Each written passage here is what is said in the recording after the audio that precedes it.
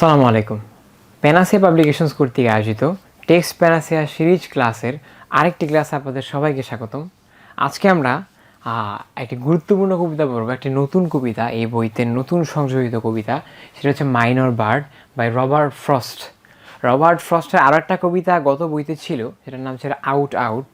তো এই বছরও তার আরেকটা কবিতা রাখা হয়েছে, মানে এই বইতেও, নতুন বইতেও যে বইতে কিছু মডিফাই করা হয়েছে 2021-22-এর পরে, সেই বইতে হচ্ছে তার আরেকটা কবিতা রাখা হয়েছে এবং কবিতাটাও খুবই সিগনিফিকেন্ট। ছোট কবিতা হইলেও খুবই ইম্পর্টেন্ট, কারণ আমরা জানি ছোটো কবিতাগুলো থেকে থিমেটিক ব্যাখ্যা আসার সম্ভাবনা খুবই বেশি থাকে এবং লাইনগুলো খুবই ছোট হওয়াতে এক্সপ্লেনেশনের জন্য খুবই ইম্পর্টেন্ট হয়ে থাকে। তো আমরা রবার্ট ফ্রস্ট নিয়ে যদি বলি, রবার্ট ফ্রস্ট হচ্ছে একজন আমেরিকান পোয়েট।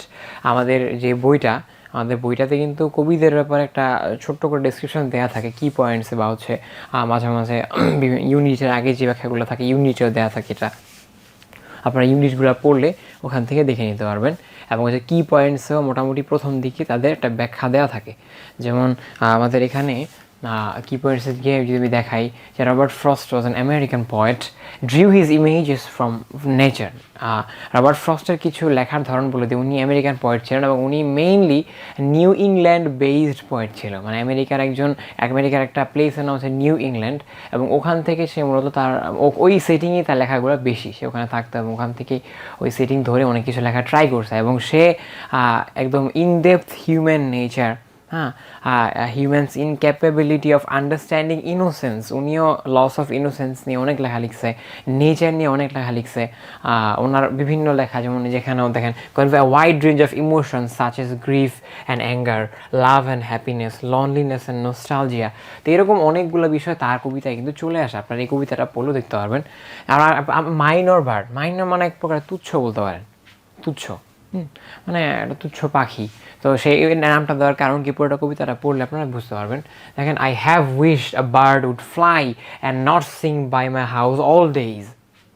মানে ধরেন সেটিংটা হচ্ছে এরকম, একটা পাখি তার দরজার সামনে খুব সুন্দর ডাকতেছিল, গান গাইতেছিল, তার কাছে এটা অসহ্য লাগতেছিল, সে এরকম ডাকতেছে কেন, এবং সে চাইতেছিল যে এটা যেন চলে যায়, এবং ডাকটা বিরক্ত লাগতেছে আমার, এই পাখির ডাকটা আমি শুনতে চাই না। তো এটাই বলছে, আই হ্যাভ উইশড, আমি চেয়েছিলাম bird would fly and not sing by my house হোল্ডে, আমার বাড়ির সামনে তারা সারাদিন গান গাওয়ার দরকার না, আমি চেয়েছি সে চলে যাক, সে উড়া যাক, আমি এটা এক্সপেক্ট করছি।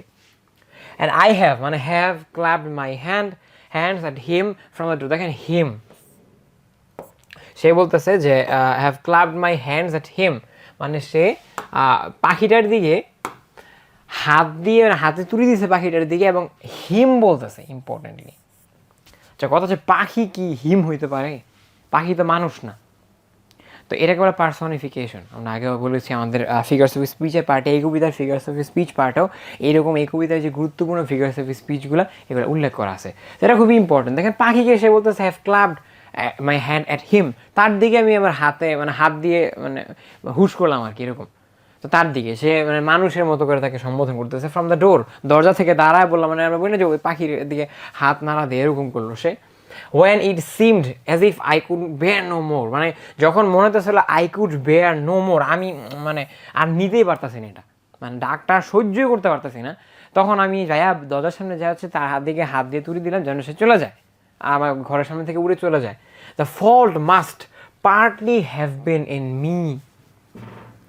এবার পাখিটা যে তারাই দিছে, সে ভাবতেছে যে, সে আবার নিজের ভেতরে ভাবতেছে যে পাখির ডাক তো আসলে ভালো না লাগার কথা না, পাখিটা তো কর্কশ সুরে ডাকতেছিল না।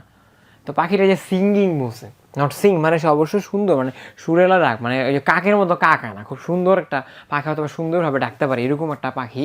তো তার ডাক তো খারাপ লাগার কথা না, কিন্তু আমার ভিতরে কেন খারাপ লাগলো, তার ভিতরে রিয়েলাইজেশন আসছে যে the faults must partly have been in me, দোষটা শুধু পাখি রেখে না, পার্টলি দোষটা আমার ভেতরেও আছে, দোষের কিছু অংশ আমার ভেতরেও আছে।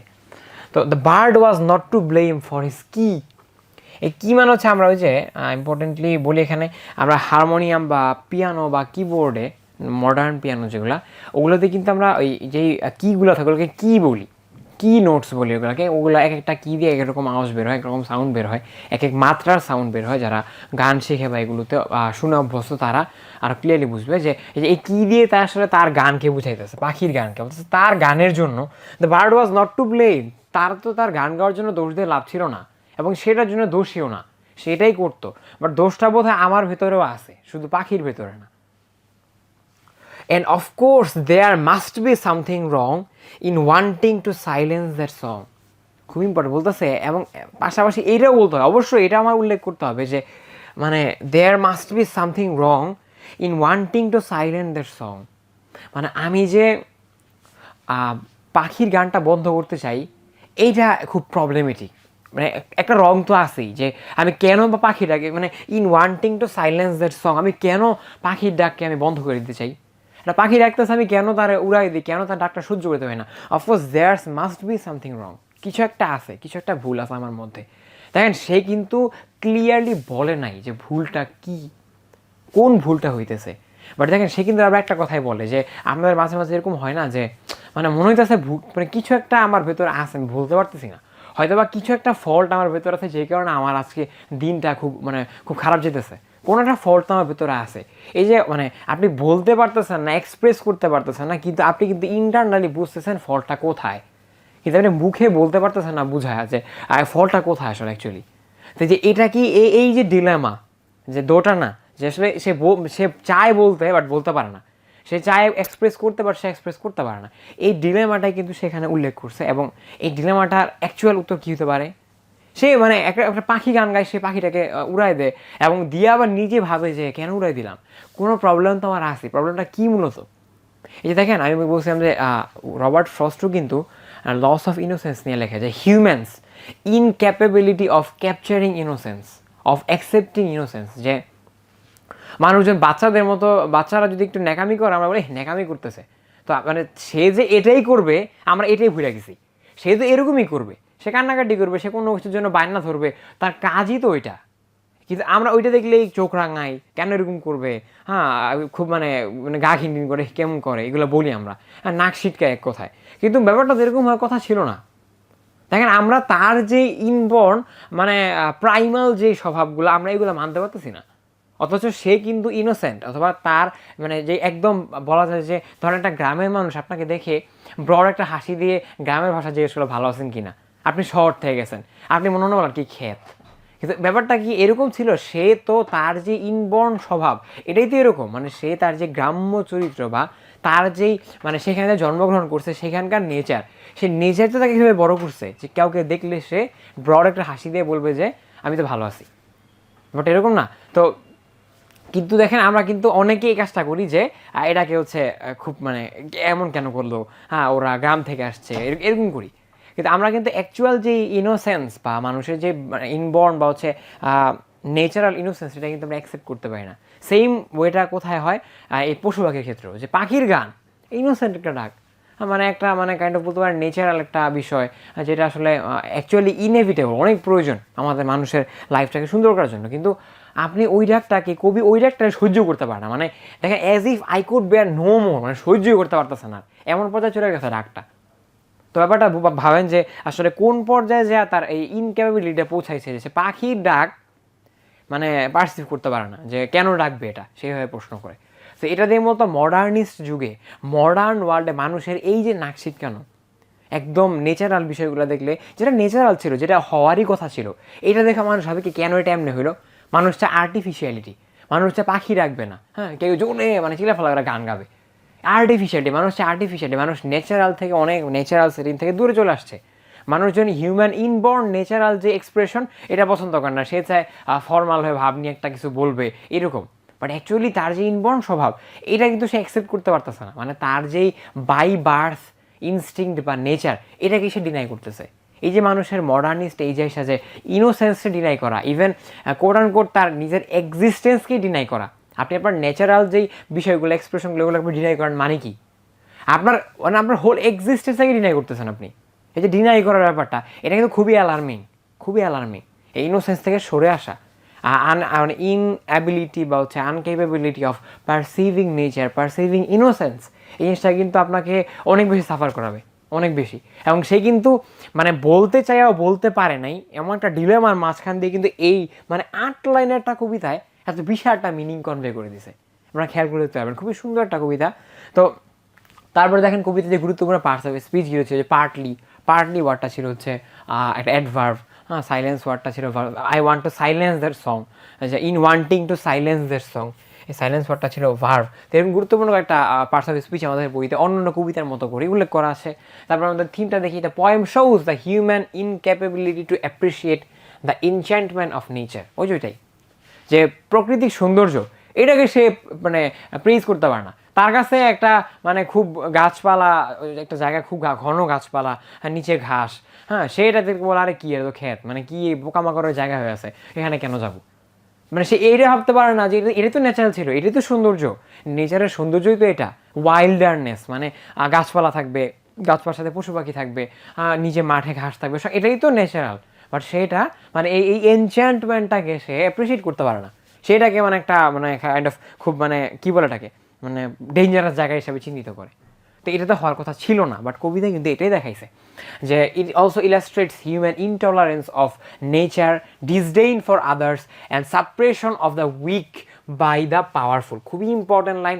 কবিতাটা জাস্ট যে ইনোসেন্স নিয়ে লেখা, বাট এরকমও না। দেখেন কবিতায় পাখি একটা আমার থেকে, মানুষের থেকে খুব কম শক্তিশালী মানে লিভিং বিংস না, এবং আমরা কিন্তু এটাই করি। দেখেন যে দ্য উইক মানে সাপ্রেশন অফ দ্য উইক, মানে পাখির তারাই দিবে, তার কথাও শুনতে মন চায় না এবং তার দেখতেও মন চায় না, সে তারাই দিবে কেন? কারণ আপনার ঘরের সামনে একটা হাতি এসে জোরে জোরে ডাকতেছে, আপনি ওখানে তারাই দিতে পারবেন? কারণ আপনি যেন না, ওটা তো আমার থেকে অনেক পাওয়ারফুল, আপনি চুপ করে বাধ্য হয়ে সে আওয়াজ শুনবেন। কিন্তু যখন পাখি এসে ডাকতেছে আপনি সহ্য করতে পারেন না, যে কেন, এটা তো আমি তো এর থেকে বেশি পাওয়ারফুল। তো মানুষের এই যে স্বভাব যে সাপ্রেশন অফ দ্য উইক, মানে দুর্বল পাইলেই সে রাজা হয়ে যায়। তো এই যে স্বভাবটা, এটাও কিন্তু এখানে খুব মানে বলতে পারেন যে সাবটলি দেখা দেওয়া হয়েছে। তারপরে যে ডিসডেইন ফর আদার্স, মানে ঘৃণা, বলতেছে আমি তো শুনতে চাই না, সে বলতেছিল পাখির ডাকটা আমি শুনতে চাই নাই, মানে এটাই তো সে বলতেছে। দেখেন যে not to sing by my house, মানে আমি চাইছি যে তুই গান না গা, এরকম ব্যাপারটা, তোর গান গাওয়ার দরকার নেই। কেন? তো সে গান সহ্য করতে পারে না, মানে সে আরেকজনকে ঘৃণা করতেছে, সহ্য করতে পারে না, দেখে ব্যাপারটা এরকম। তার তো দেখেন the word minor as used in the poem indicates that the bird is irrelevant and insignificant, মানে তুচ্ছ, পাখিটা খুবই তুচ্ছ, মানে কবিতার এই মাইনর ওয়ার্ডটা দিয়ে এটাই ইন্ডিকেট করে। তো the mindset of humans toward others creatures in the universe has been portrayed, এটাই মাইন্ডসেট। হ্যাঁ, দুনিয়াতে আপনি পিঁপড়া পায়ে পিষে মেরা ফেলবেন এবং হচ্ছে হাতি দেখলে চুপ করে এক কোণা বসে থাকবেন, কারণ আপনি ওখানে উইক আর পিঁপড়ার কাছে আপনি খুব বেশি স্ট্রং, সবলের উপর আপনি কিছু করতে পারবেন না, দুর্বল পাইলে আপনি রাজা সেজে বসে থাকবেন। এটাই তো মানুষের চরিত্র, এটাই এখানে খুব সুন্দরভাবে দেখাইছে। তো people rather shows learn to appreciate the gift of nature as nature, মানে বলতেছে যে এটা কিন্তু হওয়া উচিত না। People should appreciate nature, people should appreciate the weak, people should help the weak. Just weak দেখে আপনি তারা দিয়ে না, বাট এরকম না। হ্যাঁ, আপনাকে অবশ্যই তাকে অ্যাপ্রিসিয়েট করাটাও শিখতে হবে। অ্যাজ মানে যেমনটা আপনি আপনার থেকে শক্তিশালী কাউকে দেখলে অ্যাপ্রিসিয়েট করেন, সেটা যেন সব ক্ষেত্রে হয়, আপনার ভিতরে যেন বায়াসনেস না থাকে। এবং কবিতার সামারিটা কিন্তু সেম ওয়েতে আসে, যে কবিতার সামারিটা কী হবে, যে স্পিকার হচ্ছে প্রথমে একটা পাখি তার ঘরের সামনে গান গাইতেছিল এবং সেই জন্য বিরক্ত পাখিটা তারাই দিয়েছে, তারাই দিয়ে এসে সে ভাবতেছে যে আমি এটা কেন করলাম, এটা তো কোনো উচিত হয় না, কেন আমার ভিতরে তো প্রবলেম আছে। আর রিয়েলাইজ লেটার, হ্যাঁ, লেটার অন সে পরবর্তীতে বুঝতে পারছে যে ফল্ট ওয়াজ ইন মি, আমার ভেতরে ফল্টটা শুধু পাখির ভেতরে ফল্ট না, এবং মেবি পাখির কোনো ফল্টই নেই, এটাই তো হওয়ার কথা ছিল, ফল্টটা টোটালি আমার, এটাও হতে পারে। তো মানে এই ব্যাপারগুলো হচ্ছে কবিতা কীভাবে মানে কবিতা কীভাবে ফ্লোটা গেছে, শেষ পর্যন্ত সে গিল্টি ফিল করছে যে there must be something in wanting to silence a song, যে আমি গান থামাইতে চাই, এটার ভিতরে অবশ্যই কোনো না কোনো কারণ আছে, এটা সে এর পরে guilty ফিলিংটা।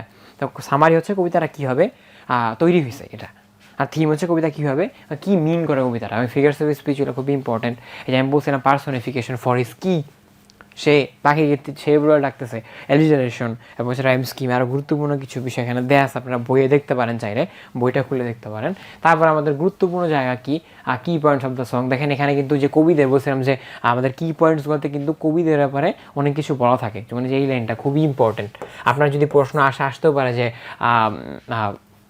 Robert Frost, what types of emotion Robert Frost grasped, মানে কেমন ইমোশন নিয়ে সে মূলত লিখছে, কোন ইমোশনগুলোকে সে তার হাতের নিচে নিয়ে আসতে পারছে, বা কোন ইমোশনগুলো ধরে সে তার লেখাগুলো লাগাইছে, যে ওখানে গ্রিস অ্যান্ড অ্যাঙ্গার দিল অথবা অন্য কয়েকটা ইমোশন দিল, দিয়ে বলতে পারে যে এখানে কোনটা। আপনাকে এমসিকিউ আসতেও পারে, যদি আসে কবিদের লাইফ থেকেও কিন্তু আসে, সে কোন পুরস্কার জিতছে, পুলিৎজার প্রাইজ। তারপর হচ্ছে কবিতার শুরুতে হচ্ছে ইরিটেশন, মানে খুব বিরক্তি দেখায়, as if I could bear no more, আমি সহ্য করতে পারতেছি না, সেই যে এত অতিমাত্রায় বিরক্তি পাখির গানের উপর, এটা দেখায়। তো এরকম গুরুত্বপূর্ণ কিছু পয়েন্ট আমাদের কি পয়েন্ট পার্ট অ্যাড করা আছে, এবং মোস্ট ইম্পর্টেন্টলি একদম শেষে আমাদের যে এক্সারসাইজ পার্টটা একটা সুন্দর উত্তর সহ ব্যাখ্যা এখানে কিন্তু দেয়া আছে। দেখেন এটা যদি বলি যে এখানে কিন্তু এই যে দেখবেন of course there must be something in wanting to silence that song, এই লাইনগুলোর এক্সপ্লেনেশন কী হতে পারে। তারপর হচ্ছে এখানে textual exercise explain this statement, a poem begins in delight and ends in wisdom. আপনারা যদি রবার্ট ফ্রস্টের এই কবিতাটার প্রথম একটা ছোটো ডেসক্রিপশন আছে, এটা পড়েন, আমাদের টেক্সট বুকে দেওয়া আছে, এটা টেক্সট পেন আছে, ওখানে দেখবেন যে উনি কবিতা নিয়ে কিছু কথা বলে, যে কবিতা কেমনে শুরু হয়, কেমনে কী হয়, এবং ওই পার্টটা থেকে কিন্তু আমাদের যে তার কবিতা কী কী থিম নিয়ে লেখা, কী কী বিষয় আসে, এটা আমরা ওখান থেকেই নিয়েছি মূলত। হ্যাঁ, ওই পার্টটা ওটা বইয়ে ক্লিয়ারলি দেওয়া আছে, আপনি যদি বই খুলেন কবিতাটায় তাহলে বই থেকে পেয়ে যাবেন আশা করি। এবং হচ্ছে ওখানে খুব সুন্দরভাবে ব্যাখ্যা সহ ওখানে ওই প্যারাটা উল্লেখ করা আছে। তো বলছে ওখানে সেটা কথা বলছে যে poem begins in delight and ends in wisdom, কবিতা শুরু হয় আনন্দ দিয়ে, শেষ হয় জ্ঞান দিয়ে। তো এই কথাটা মানে কি, এই কথাটা বইয়ে এরকম একটা প্রশ্ন ছিল, এই লাইনটা কিন্তু আসতে পারে এক্সপ্লেনেশনে, যে রাইট অথবা explain the statement about poetry by Robert Frost in your textbook. তোমার টেক্সট বুকে রবার্ট ফ্রস্টের যেই কবিতা নিয়ে যেই মন্তব্যটা ছিল, মন্তব্যটা ব্যাখ্যা করো, এক্সপ্লেইন ইউর সেলফ। 5 মার্কের প্রশ্ন আসতে পারে, ওটা কীভাবে অ্যান্সার করবেন, এখানে একটা সুন্দর ব্যাখ্যা দেওয়া আছে উত্তর সহ। এবং আশা করবো এগুলো আপনারা অবশ্যই এই পার্টটা সব থেকে বেশি গুরুত্ব দিয়ে পড়বেন, এবং ইনক্লুডিং সেই কবিতার পরে পার্টস অফ স্পিচ, অবশ্য ফিগার্স অফ স্পিচ, সামারি, তারপর হচ্ছে থিম এবং কি পয়েন্ট, সবগুলো মিলেই কিন্তু আপনাদের একটা পরিপূর্ণ প্রস্তুতি হবে। কবিতার প্রস্তুতিটাই এরকম হয়, আপনি পরিপূর্ণভাবে শেষ করবেন, যে কোনো জায়গা থেকে আপনি যে কোনো বিশ্ববিদ্যালয়ে যে কোনো অ্যাসপেক্টে যে কোনো কনটেক্সটে আপনি সব থেকে ভালো অ্যান্সার করতে পারবেন। আশা করবো ক্লাসটি এই পর্যন্ত দেখেছেন, এবং যা যা ইনস্ট্রাকশন দেওয়া হয়েছে আপনারা অবশ্যই এটা ফলো করবেন, যেন আপনার আগত যেই ভর্তি পরীক্ষা এটা যেন আপনার সাফল্যমণ্ডিত হতে পারে। আপনাদের সবার জন্য শুভকামনা। সালামু আলাইকুম।